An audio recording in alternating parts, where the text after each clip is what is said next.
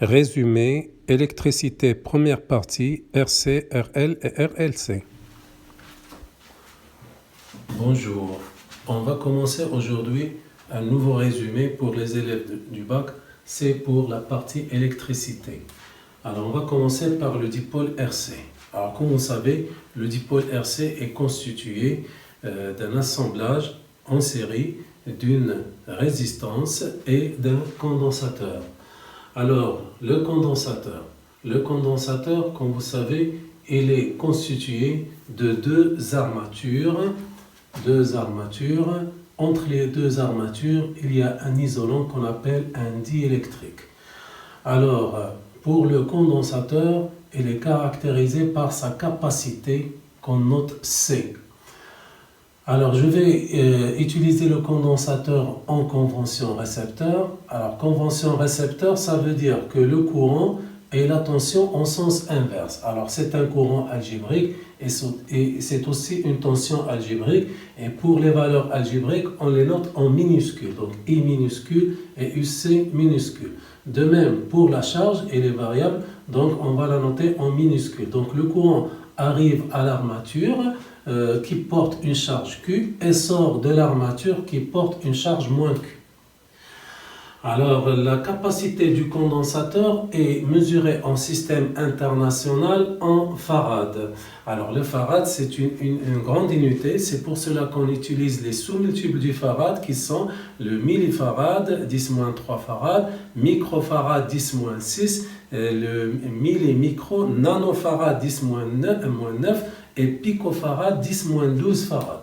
Alors, donc, pour la loi qui va relier la tension UC à la charge Q, alors il faut se rappeler bien de cette loi, c'est UC égale à Q sur C. Alors, et ceci vient en convention récepteur. Si je prends la tension et le courant dans le même sens, c'est-à-dire j'inverse le sens de la tension, j'aurai UC égale à moins Q sur C, et ceci en convention générateur. Alors on va utiliser surtout cette convention, la convention récepteur, pour garder la formule UC égale à Q sur C. De même, le courant I, c'est un courant algébrique, variable.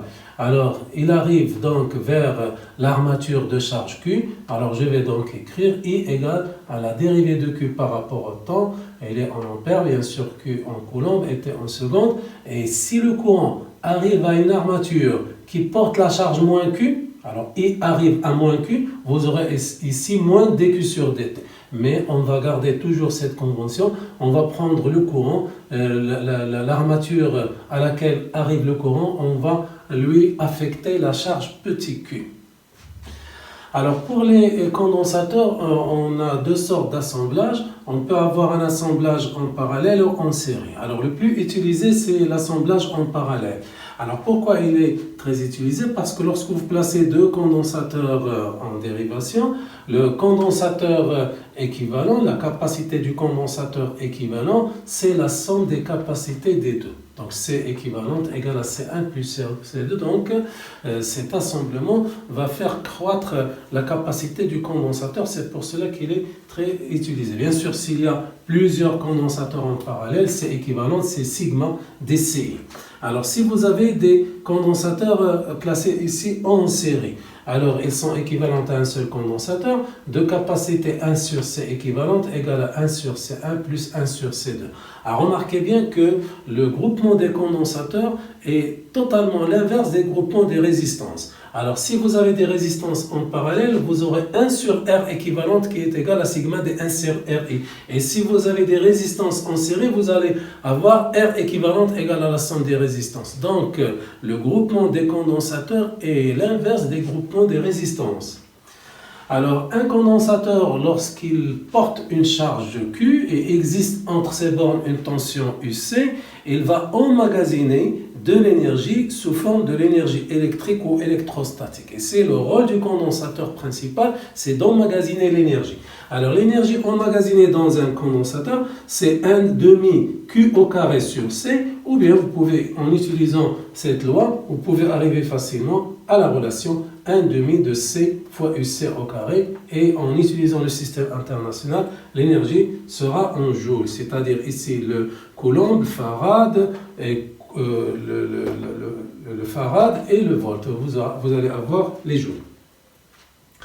Alors il faut faire très attention aux circuits qu'on vous propose. Les circuits, ou bien ils vont porter un générateur de courant ou un générateur de tension. Alors on va commencer par le premier cas, lorsqu'on utilise un condensateur avec un générateur de courant.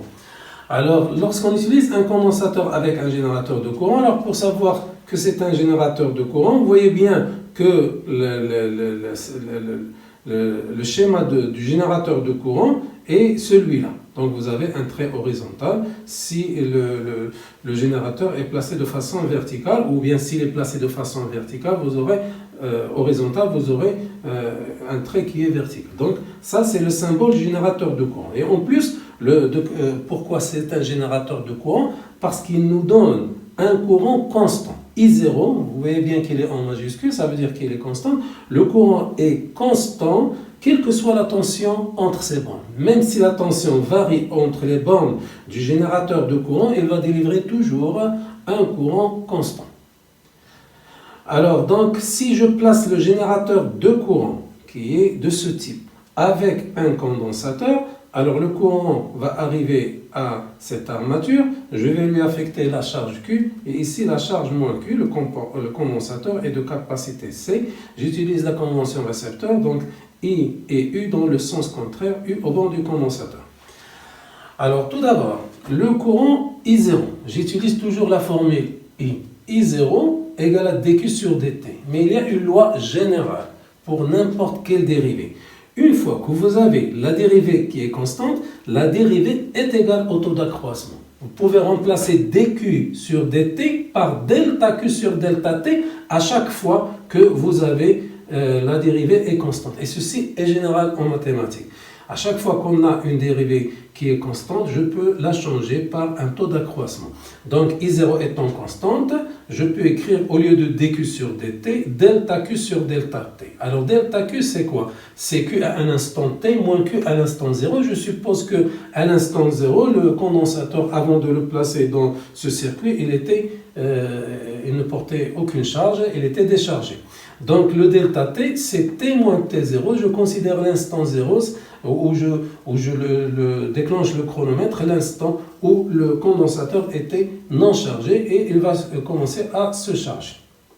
Alors donc I0 égale à Q sur T, et de là je peux déduire que Q égale à I0 fois T. Voilà, c'est la première relation.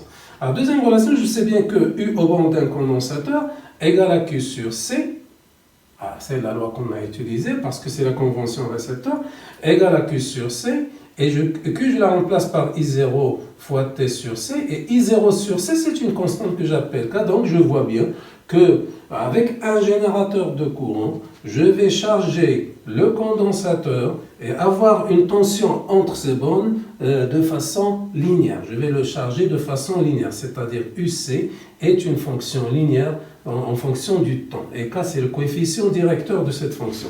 Donc si je trace UC dans le temps, je vais trouver bien sûr une droite qui passe par l'origine. Et si vous calculez son coefficient directeur, c'est I0 sur C. Alors en connaissant la constante K, à partir de la courbe, en connaissant bien sûr I0, je peux déduire la capacité du condensateur. Donc il faut bien se rappeler de ces lois lorsqu'on utilise un générateur de courant. Alors c'est très rare, mais ça peut arriver quand on vous demande cela dans des exercices, au début de l'exercice, pour calculer par exemple la capacité du condensateur et l'utiliser pour la suite. Alors pour la suite, on va surtout utiliser le condensateur pour un échelon ascendant ou descendant de tension. Alors lorsqu'on a un échelon ascendant de tension, c'est le moment où on charge le condensateur. Alors c'est quoi un échelon ascendant de tension? Alors lorsque l'interrupteur était ouvert, par exemple dans ce circuit qui comporte un générateur de tension, remarquez bien, ce n'est pas le même générateur que tout à l'heure.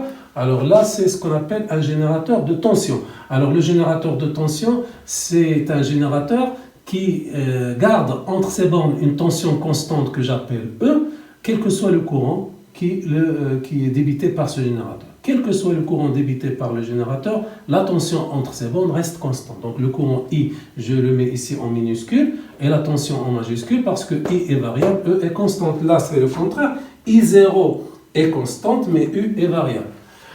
Alors, donc, c'est un générateur de tension que je vais utiliser dans ce circuit avec un dipôle RC, c'est-à-dire une résistance, un conducteur onique de résistance R avec un condensateur en série. Alors, au départ, l'interrupteur était ouvert, donc la tension aux bornes du dipôle RC était nulle. Et une fois que je ferme l'interrupteur, la tension aux bornes du dipôle RC est égale à E. Donc je passe de 0, lorsque l'interrupteur était ouvert, il n'y a pas de tension entre les bornes du dipôle RC, à une valeur E. 0 jusqu'à une valeur E. C'est comme une fonction en escalier. Alors là, je dis que j'ai un échelon ascendant de tension. Alors pour cet échelon ascendant de tension appliqué à ce dipôle RC, ce qu'on vous demande, c'est de trouver l'équation différentielle. Alors une fois l'interrupteur est fermé, je peux utiliser la loi d'additivité des tensions, c'est-à-dire que la tension au bornes du dipôle RC est la même que celle du générateur. Donc je vais écrire que UR plus UC égale à E. Alors UR pour une résistance, si vous avez la convention récepteur, c'est-à-dire le courant et la tension dans le sens contraire, c'est toujours RI. Et si vous avez la tension et le courant dans le même sens, c'est moins RI. Alors là, on utilise la convention récepteur, c'est-à-dire plus RI. Donc UR égale à RI et plus UC égale à E. Alors cette équation différentielle que je vais trouver, c'est une équation différentielle en fonction de UC. Je vais la trouver en fonction de UC. Donc je garde UC. Et là, je remplace I par dQ sur dt. Et vous savez bien que Q, c'est C fois UC. Je fais sortir C là. J'aurai RC d de UC sur dt. Et je divise par RC ici. Donc, j'aurai enfin, à partir de là, en remplaçant Q par C fois UC et en divisant par RC, j'aurai cette équation différentielle d de UC sur dt plus 1 sur RC fois UC égale à E sur RC. Égale à E sur RC. Alors là, la solution de l'équation différentielle, c'est UC, parce que c'est une équation différentielle du premier ordre avec second membre. La solution de cette équation différentielle, c'est UC égale à E facteur de 1 moins exponentielle moins t sur 3. Alors il y a une méthode pour démontrer ça, il faut la revoir.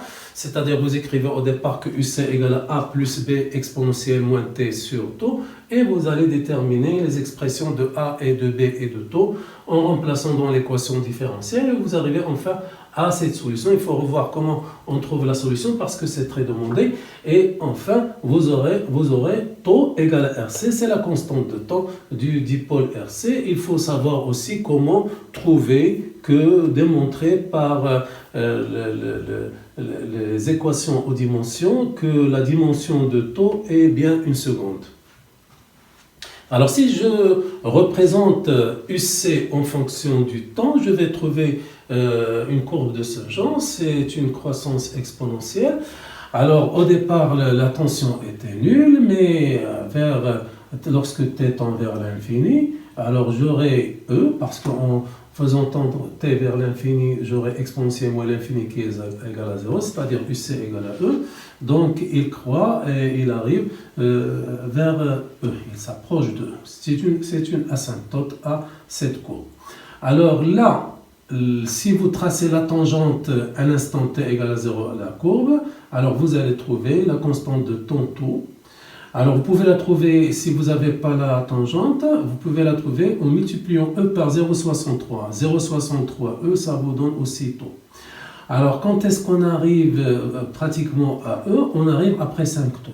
Si on ne va pas aller jusqu'à l'infini, il suffit d'avoir 5 taux pour arriver à ce qu'on appelle le régime permanent où la tension au borne du condensateur est égale à la tension au borne du générateur. Alors dans ce cas, vous aurez une croissance exponentielle de la tension entre 0 et 5 taux, c'est ce qu'on appelle le régime transitoire. Donc vous avez deux régimes, un régime transitoire et après un régime permanent.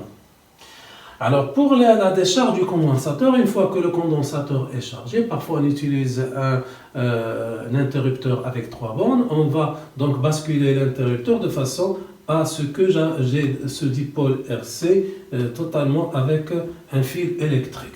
Alors là, le condensateur va se décharger et c'est ce qu'on appelle un échelon descendant de tension. Alors l'échelon descendant de tension, parce qu'au départ on place E, on a une tension E et à la fin on a une tension nulle, donc la tension chute de E vers 0 et c'est un échelon descendant de tension. Alors là le condensateur va se décharger.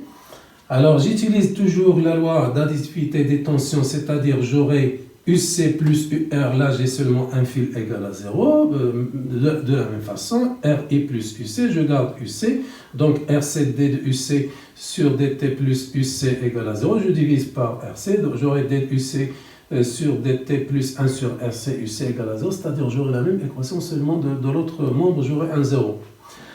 Alors, la solution de cette équation, après avoir la démontrée, il faut donc bien comprendre et revoir la démonstration pour trouver cette solution. C'est UC égale à E exponentielle moins T sur taux, avec taux, la constante de temps, RC en secondes. Alors, si je représente UC dans le temps, j'ai une décroissance exponentielle. À l'instant T égale à 0, si je remplace ici par 0, j'aurai E.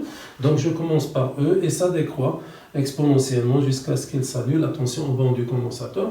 Alors si tu traces la tangente à l'instant t égale à 0, tu trouves la constante de ton taux, ou bien tu peux la trouver en multipliant E par 0,37, avec 0,37E, tu arrives jusqu'à la courbe et tu trouves taux. Donc le régime transitoire, ça dure 5 taux, et après vous aurez le condensateur complètement déchargé après 5 taux.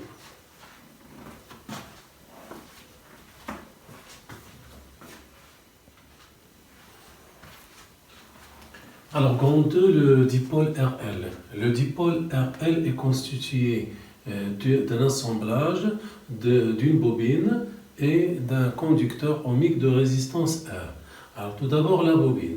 La bobine est, comme vous savez, c'est un enroulement de fils conducteurs sous forme de spire et il est caractérisé par deux grandeurs.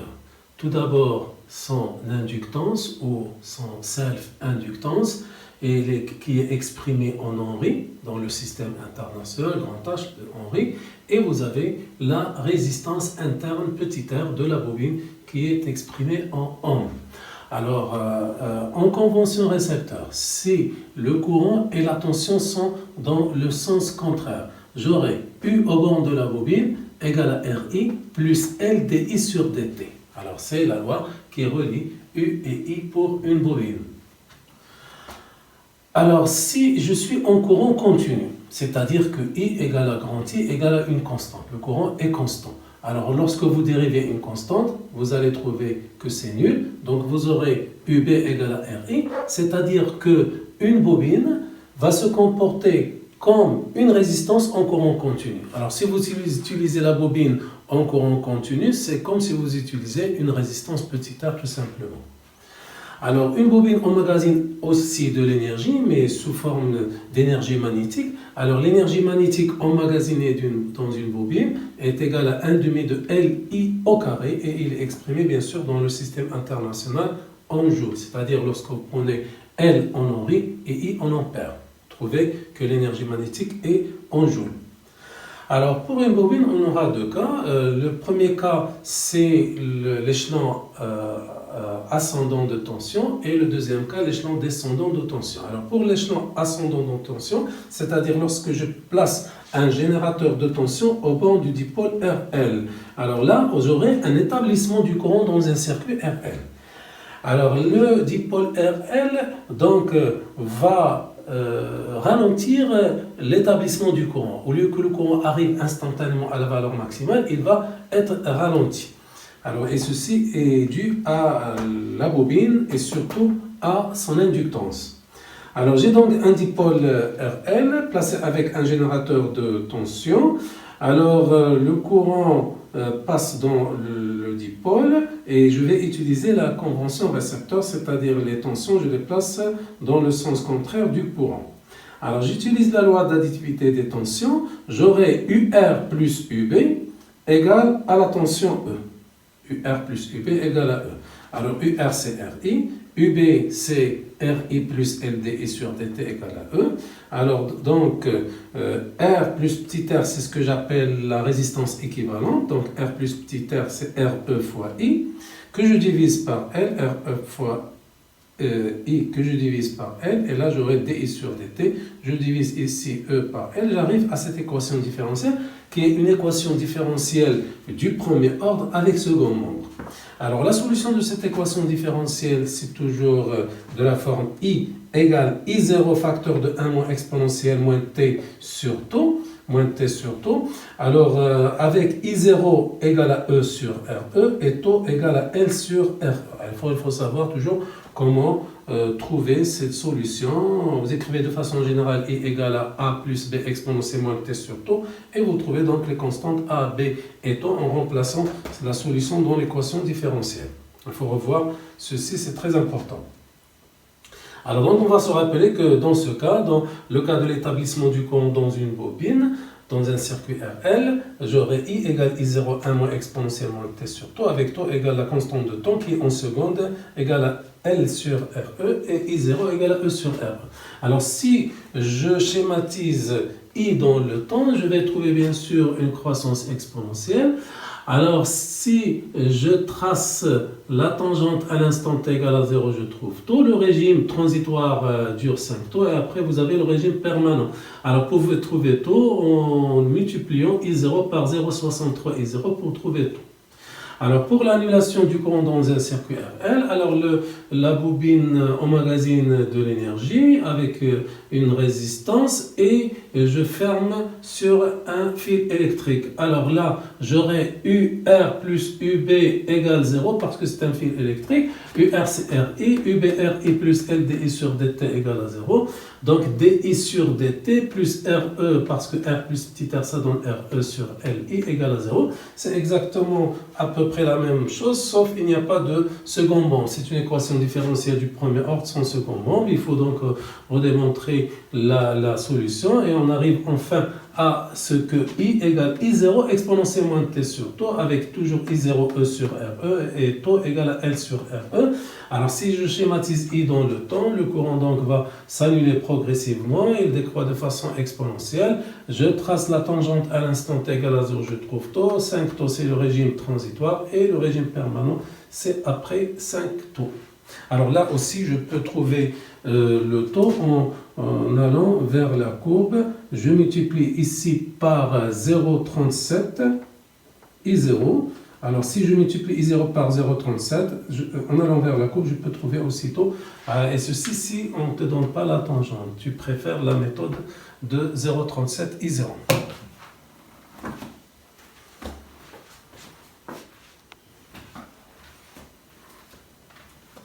Alors je passe au dipôle RLC. Alors le dipôle RLC donc regroupe les trois dipôles, le conducteur ohmique de résistance R et la bobine d'inductance L et de résistance interne C et le condensateur de capacité C. Alors je commence tout d'abord par ce qu'on appelle le circuit idéal LC. Alors pourquoi c'est idéal? Parce qu'il n'y a pas de résistance interne. Et c'est idéal, dans la réalité, il y a toujours une résistance interne. C'est pour cela qu'on l'appelle circuit idéal. C'est un circuit qui est parfait, sans résistance. Alors donc j'ai une bobine sans résistance, une bobine pure d'inductance L en série avec un condensateur chargé de capacité C. Alors je suppose qu'à l'instant t égale à 0, le condensateur porte cette armature porte une charge Q égale à grand Q max et je ferme l'interrupteur K à l'instant t égale à 0. Alors là, j'ai en convention récepteur UB et UC aux bornes de la bobine et du condensateur. J'ai UB plus UC égale à 0. mais pour la bobine, j'ai seulement une inductance L, donc j'aurai LDI sur DT, il n'y a pas de RI, plus Q sur C égale à 0. Je vais trouver ici une équation différentielle en fonction de petit q. Donc je remplace I par dQ sur DT, mais j'ai déjà une première dérivée, donc c'est la dérivée seconde de Q par rapport au temps fois L, plus Q sur C, je divise le tout par L. Alors la dérivée seconde de Q par rapport au temps, je peux la représenter par Q de points. Alors c'est spécifique à la dérivée par rapport au temps. Si vous avez la dérivée première dQ sur dt, vous la représentez par Q point. Si vous avez la dérivée seconde, vous pouvez la représenter par Q de point. Donc, et je divise par L, donc j'aurai 1 sur LC fois Q égale à 0. Et c'est l'équation différentielle pour les oscillations dans un circuit LC. Et c'est une équation du second ordre parce que c'est la dérivée seconde sans second membre. Alors, la solution de cette équation différentielle s'écrit toujours de façon sinusoïdale. C'est une solution sinusoïdale. C'est Q égale à Q max cos oméga 0 t plus phi. Alors, Q, c'est l'élongation en coulombe. Là, c'est l'amplitude en coulombe. Oméga 0, c'est la pulsation propre en radians par seconde. Et ici, c'est la phase à l'origine, c'est-à-dire la phase à l'instant t égale à 0 en radians. Alors, l'amplitude Q des oscillations est toujours comprise entre l'élongation des oscillations est toujours comprise entre Qmax et moins Qmax. Qmax qui représente l'amplitude, la valeur maximale de Q. Alors, la pulsation propre, c'est la racine de ce terme, la racine de ça, donc c'est 1 sur racine de LC. Et c'est en radians par seconde. La période propre, c'est 2π sur oméga 0, donc ça va te donner 2π racine de LC, elle est en seconde. Et la fréquence, c'est l'inverse de la période propre, c'est 1 sur 2π racine de LC, et c'est bien en Hertz. Elle est en Hertz. Alors, si je représente Q dans le temps, alors j'ai à l'instant t égale à 0, Q égale à Q max par exemple. J'aurai dans ce cas phi égale à 0. Et je vais commencer par Q max avec des oscillations sinusoïdales. La période, c'est entre deux minimums, entre deux maximums. Donc, vous voyez bien qu'il y a donc des oscillations sinusoïdales. C'est pour cela que je vais dire que ce circuit LC a des oscillations libres et non amorties, parce que l'amplitude reste constante, elle n'est pas amortie. Alors, du point de vue énergétique, l'énergie emmagasinée dans ce circuit, c'est la somme de l'énergie emmagasinée dans le condensateur, l'énergie électrique, et l'énergie magnétique emmagasinée dans la bobine. Alors, je sais bien que l'énergie électrique égale 1 demi de Q au carré sur C, magnétique 1 demi de L au carré. Si je dérive D de E sur dt, alors la dérivée de Q au carré, c'est 2Q fois Q point. Et la dérivée de I au carré, c'est 2I fois la dérivée de U par rapport au temps. Donc ici, j'aurai 2, ça va se simplifier par 1 demi. QC fois Q point, la 2 se simplifie par 1 demi. LI fois la dérivée de I par rapport au temps. Alors, je factorise par LI. Alors là, j'aurai la dérivée de I, c'est-à-dire Q de point, plus 1, parce que je dois diviser par L, 1 sur LC fois Q, et Q point, c'est bien I. Alors, je trouve bien l'équation différentielle qui est nulle. Donc, je trouve que la dérivée de l'énergie totale est nulle, ce qui montre que l'énergie totale dans un circuit parfait, idéal, LC, reste constant. Alors, ceci est dû parce qu'il n'y a pas de résistance. Et c'est la résistance qui fait diminuer l'énergie dans un circuit et va le transformer sous forme de chaleur par effet Joule. Ici, il n'y a pas d'effet Joule parce que je suppose que je n'ai pas de résistance. Donc, l'énergie va se conserver dans le circuit. Alors là, pour les représentations des énergies, j'ai deux types de représentations. Vous pouvez avoir la représentation des énergies.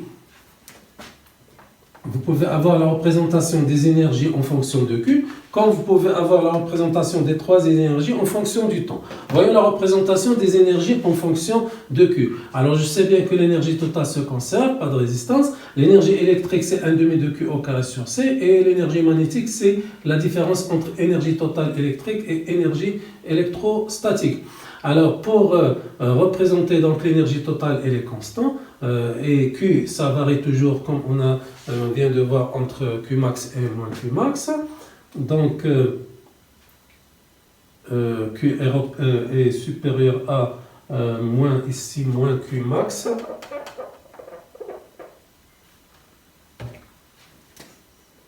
c'est plus Qmax. Alors Q donc est comprise entre moins Qmax et plus Qmax. L'énergie reste constante, on ne peut pas sortir de ce domaine, Qmax et moins Qmax.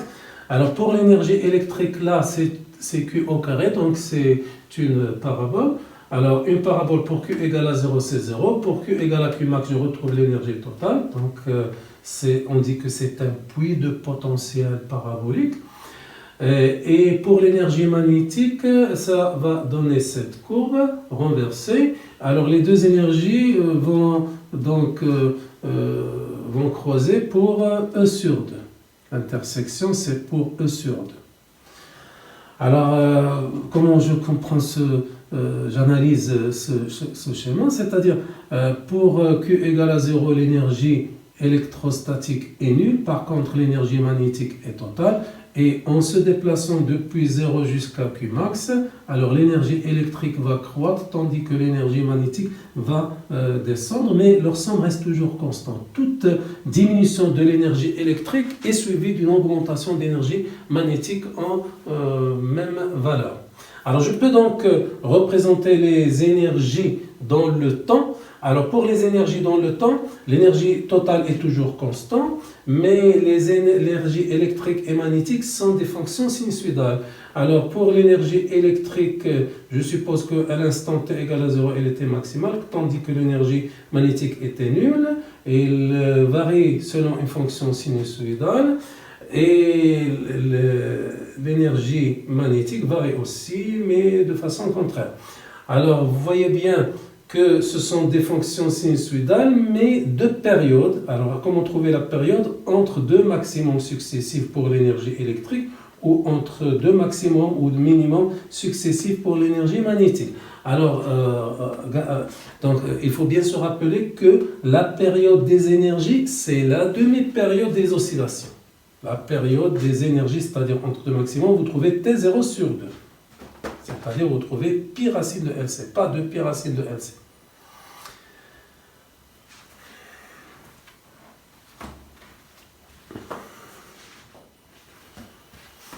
Alors on passe au dipôle RLC dans l'étude du circuit réel RLC.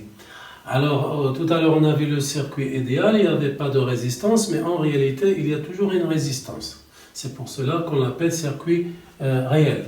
Alors le circuit réel, on va lui ajouter une résistance R. La bobine a une résistance interne petit r.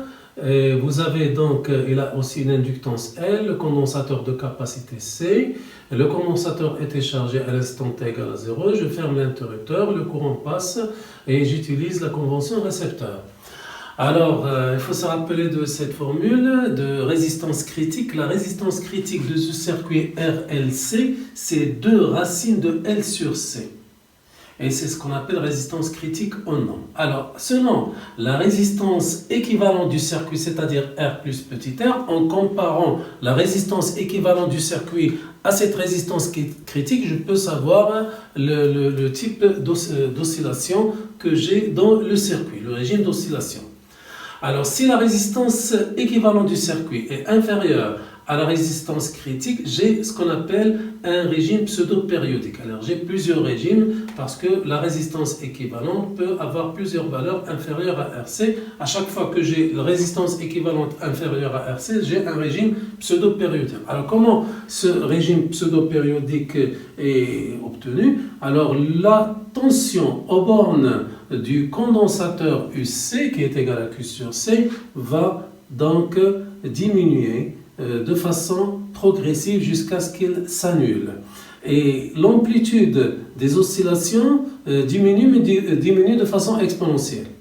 Alors là, c'est une diminution exponentielle dans l'amplitude des oscillations. Alors, ce ne sont pas des oscillations sinusoïdales, mais c'est pseudo-périodique. Ce n'est pas périodique, mais c'est pseudo-périodique. Alors, entre deux maximums successifs, tu mesures la période, ou ce qu'on appelle la pseudo-période, et la pseudo-période est à peu près égale à la période propre des oscillations, qui est de pi racine de LC. Elle est sensiblement supérieure à cette valeur. Alors donc, ça c'est le régime pseudo-périodique pour une résistance faible inférieure à la résistance critique. Alors si je prends la résistance équivalente du circuit égale exactement à 2 racines de L sur C égale à la résistance critique, j'aurai le régime critique. Et ceci s'observe pour une tension UC qui diminue rapidement pour s'annuler. Il n'y a pas d'oscillation, même des pseudo-oscillations, il n'y a pas d'oscillation, mais rapidement, la tension en borne du condensateur chute et devient nulle. Et ceci en un bref instant. Et c'est le régime qui a la durée minimale pour que les oscillations deviennent nulles. Il n'y a même pas d'oscillation. Alors donc, si la résistance équivalente du circuit est grande, supérieure à la résistance critique, j'aurai le régime apériodique. Et c'est comme le régime critique, mais seulement on arrive sans oscillation à la valeur nulle, la tension en borne du condensateur s'annule, mais en intervalle supérieur à celui du régime critique. Le régime critique, c'est le régime apériodique qui a la durée la plus faible. Alors pour établir l'équation différentielle, j'utilise la loi d'additivité des tensions. UC plus UR plus UB égale à 0. UC c'est Q sur C. UR c'est I c'est Q point. Et UB c'est RI, RQ point, plus LDI sur DT qui est Q de point égale à 0. J'utilise tout par L et je remplace R par plus petit r par R équivalent, donc je trouve l'équation différentielle Q de point plus RE sur LQ point plus 1 sur LCQ égale à 0. Ça sera identique à l'équation si je remplace ici par UC, j'aurai UC de point plus RE sur UC point plus 1 sur LCUC égale à 0, c'est la même équation. Alors cette équation différentielle, c'est une équation du second ordre sans second mot, mais elle a ce terme supplémentaire par rapport au régime des oscillations non amorties, c'est-à-dire dans le circuit LC. Alors c'est ce terme supplémentaire qui porte la résistance qui est la cause de l'annulation des oscillations au cours du temps. Alors l'énergie totale dans le circuit, c'est l'énergie qui est conservée dans le condensateur plus l'énergie magnétique conservée dans la bobine. Parce que la résistance ne conserve pas d'énergie. Par contre, la résistance transforme l'énergie, il le fait perdre en énergie calorifique. Donc l'énergie globale du circuit, c'est l'énergie emmagasinée dans la bobine et dans le condensateur. La résistance n'emmagasine aucune énergie et il fait perdre cette énergie sous forme de chaleur. Donc en faisant la dérivée comme dans le circuit LC, tu peux arriver facilement à ce que la dérivée de E par rapport au temps, en utilisant bien sûr cette équation différentielle, c'est moins R équivalente fois R fois I au carré. Il faut se rappeler de cette formule, dE sur dt égale moins RE fois I au carré. C'est moins la puissance thermique perdue dans le circuit. Puissance thermique, c'est RE fois I au carré. Donc je vois bien que ce terme est positif, avec le signe moins c'est négatif, donc la dérivée est négative, c'est une fonction décroissante, ça veut dire que l'énergie totale, ça va décroître au cours du temps. Et ceci est dû à la résistance qui va transformer cette énergie en chaleur. Alors pour entretenir les oscillations, c'est-à-dire restituer au circuit ce qu'il a perdu en énergie, il faut utiliser ce qu'on appelle un générateur qui joue le rôle d'une résistance négative. Alors donc j'utilise mon circuit contenant la bobine et le condensateur, la bobine d'inductance L de résistance R, le condensateur de capacité C, et je place avec ce circuit un générateur de résistance, un générateur qui joue le rôle de résistance négative, parce que si vous trouvez la tension aux bornes du générateur en fonction de I dans la convention récepteur, vous allez trouver que UG égale à moins une résistance R0 fois I, c'est pour cela qu'on dit qu'il joue le rôle de résistance négative. Alors ce générateur va nous entretenir les oscillations, c'est-à-dire il va redonner au circuit RLC ce qu'il a perdu par amortissement à cause de la résistance. Alors on va trouver donc la condition pour avoir des oscillations non amorties, oscillations sinusoïdales. Alors, j'utilise la loi d'additivité des tensions. UC plus UB plus UG égale à 0. Alors là, c'est la loi des mailles, la somme des tensions. UC plus UB, je tourne de l'autre côté, je fais un tour. UC plus UB plus UG égale à 0. Ou bien je peux écrire UC plus UB égale à moins UG. Et moins UG, je la mets dans le membre qui contient UB et UC. Je trouve UB plus UC plus UG égale à 0. Alors UB c'est LDI sur DT plus RI. UC c'est Q sur C. Mais UG c'est moins R0I. Alors, je la remplace par moins R0i. Alors, DI sur DT, c'est Q de point. Je divise par L. Ici, R moins R0 divisé par L, I, c'est Q point. Plus Q, je divise ici par L. Plus 1 sur L, c'est Q égale à 0. Alors, pour avoir des oscillations non amorties, sinusoïdales, il faut que ce terme soit nul. Il faut enlever ce terme. Alors, pour que ce terme s'annule, il faut que R moins R0 égale à 0, c'est-à-dire que R0 égale à petit r pour avoir Q de point plus 1 sur LCQ égale à 0, c'est-à-dire retrouver l'équation différentielle du circuit LC et avoir des oscillations libres non amorties. Donc, la condition, c'est que cette valeur de R0, il faut qu'elle soit égale à petit r, la résistance interne de la bobine. Et si on avait une résistance grand R en série avec ce circuit, j'aurai R0 égale R équivalent, c'est-à-dire égale petit r plus grand R. Et ça constitue donc un entretien des oscillations.